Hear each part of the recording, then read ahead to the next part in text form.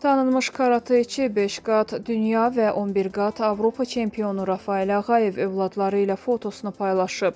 İdmançı bu haqda sosial şəbəkə hesabında paylaşım edib. O fotoya həyatda nəfəs almaq üçün səbəblər başlığını əlavə edib. Xatırladaq ki, Rafael Ağayev bir neçə gün öncə Azərbaycan Karate Federasiyası ilə arasında olan problemləri dilə gətirmişdi.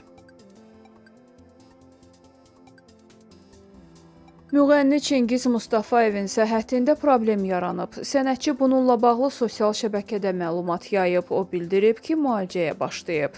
Çingiz bir müddət fizioterapiyaya gedəcəyini bildirib. Qeyd edək ki, sənətçi bir müddət əvvəl qolunda problem olduğunu və əməliyyat etdirdiyini açıqlamışdı.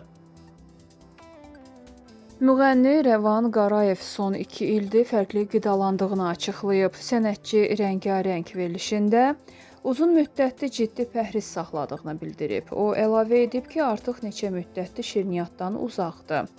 Glutensiz çörək yeyirəm, bir çörəyə 7 manatdan çox verirəm. Tort, digər şirniyyat növlərindən yemirəm. 2 ildir bu cür qidalanıram. 70 kiloqramam, boyum isə 1.68-dir. 45 yaşındayım. 2 il əvvəl isə yemirdim. Səhər gedib axşam gəlirdim. Axşam oturub yeyirdim. Sonra gördüm ki, bu nə həyatdır.